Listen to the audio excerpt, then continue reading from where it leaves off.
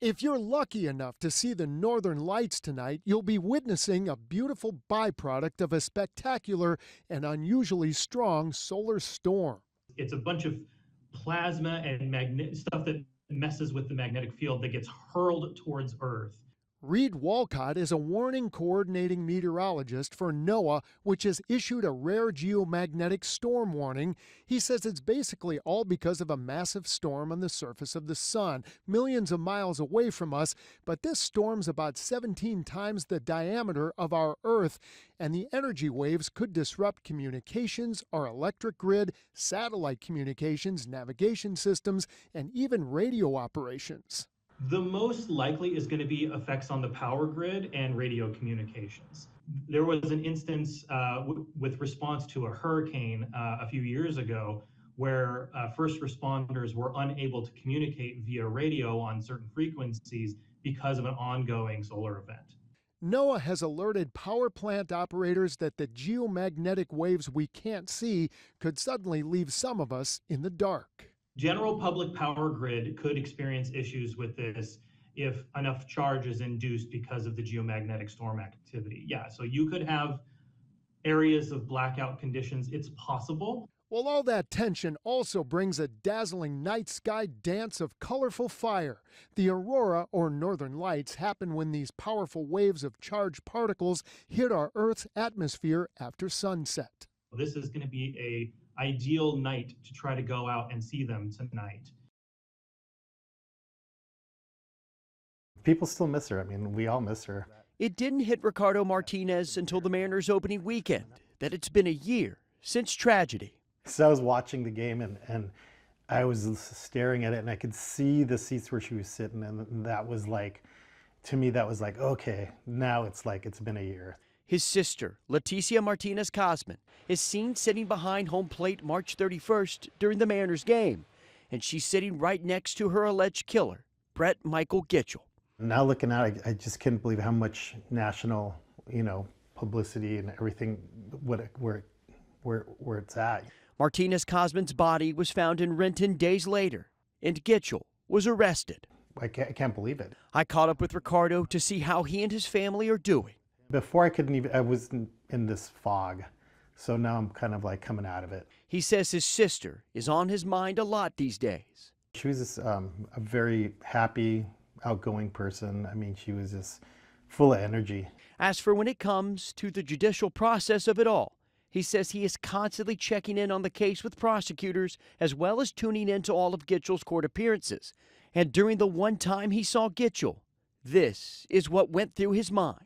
At first, I felt very angry for what he did, but the more I'm looking at it, is the more of how sad this dude is. But despite those feelings, he says the support from the community has been vital. I'm so thankful that I have that many friends and her friends and family.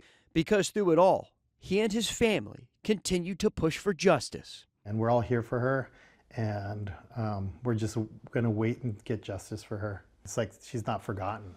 In Seattle, Jake Chapman, Cairo 7 News. People I talked with say they are all for law enforcement officers pursuing criminals and say the law should have never changed in the first place. I'm for them pursuing the criminals. I think it's necessary. Consequences is necessary. People are glad to see power has been reinstated to law enforcement officers who can once again chase after anyone posing a threat to the safety of others.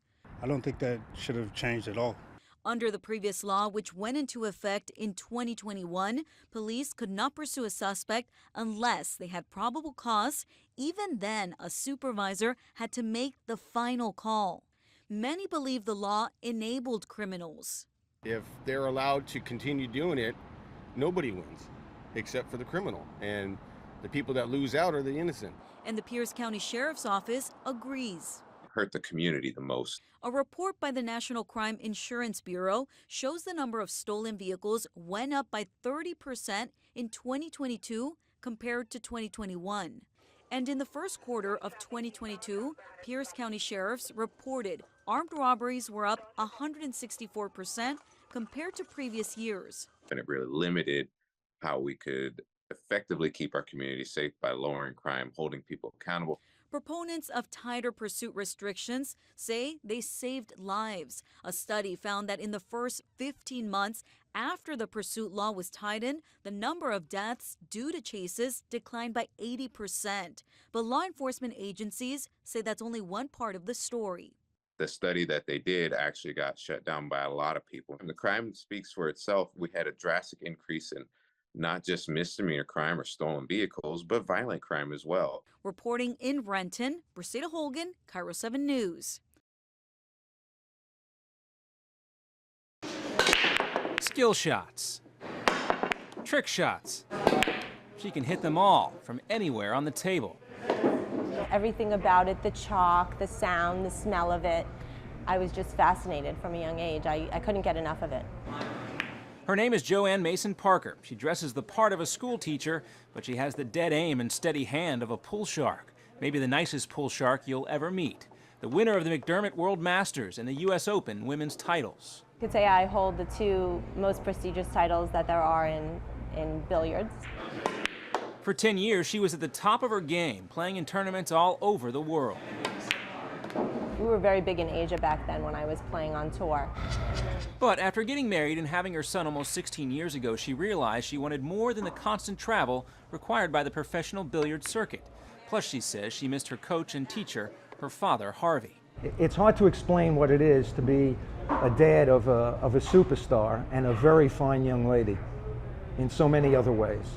So yeah, my pride is big. Along with pool, another bond these two have is that they're both teachers. They can even teach me to look like I know what I'm doing out here on the table. I had a hard time in school as a kid growing up. I'm visual, I'm kinesthetic, I like to move around a lot, and I have a lot of little kids that are like that. She says learning how to play pool helped her do better in class. It taught her that there was more than one way to learn. And if today is Tuesday, what will tomorrow be? And inspired her to become an early childhood educator at Boca Raton's Hillel School. I use puppets and we do plays and we jump and we run. Shoot the 7. But she's also a student again, now working with her dad to get ready for her next big competition.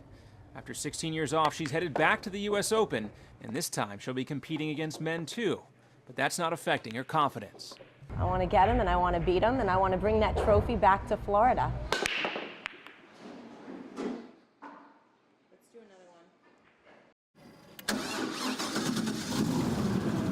Rescuing people in need on Lake O. It's the job left to Palm Beach County Fire Rescue first responders. They're responsible for about 75% of the lake, and Robert Johnson, firefighter paramedic, says when he's rushing to a call, people are very happy to see it. And it's hard to miss this airboat loaded with life-saving gear. Captain Devon Edwards has been a firefighter in Belgrade for more than 30 years and tells us water rescue is tough. Before the boat, we didn't have a real easy or quicker way of getting to them. Now we do have that. Palm Beach County Fire Rescue is one of 3 county fire departments in South Florida that has an airboat. And while these guys are on the water quite a bit, every 1 to 2 years, each county firefighter has to make sure they know the latest water rescue skills. Airboat driver-operator Hugo Matos has lived in Belgrade for more than 40 years. Close to 15 years ago, he quit his job, took a pay cut, and decided to become a firefighter paramedic. I started volunteering and I got hooked, man. It's like a bug. I mean, it's like helping people. It's just a natural high. When waiting for a helicopter rescue isn't possible, this airboat is helping to save people's lives.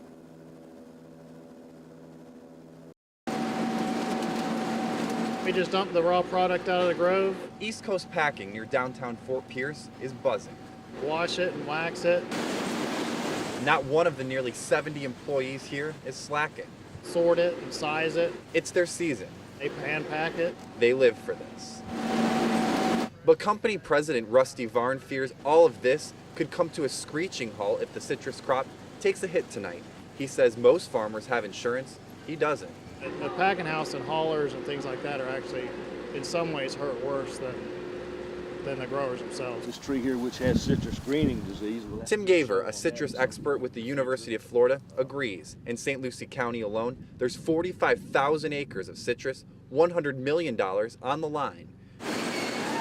Crippling cold could mean hundreds of disappearing seasonal jobs at packing houses. There's nearly a dozen companies like this one on the Treasure Coast. Certainly, we've got a number of packing houses here on the Treasure Coast that are utilizing fresh grapefruit. If that fruit's damaged to the point that it can't be utilized as a fresh product, then that's a big problem. And there's a magic formula that farmers trust and fear when it's this cold.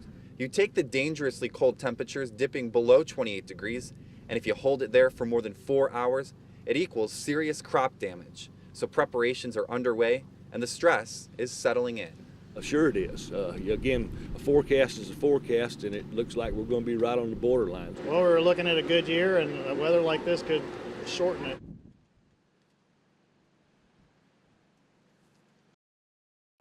We're in Tampa at Stanley Steamer University. This is where people from all over the nation come to learn how to remove water from a house. This house gets filled with thousands of gallons of water and is sitting inside of a warehouse.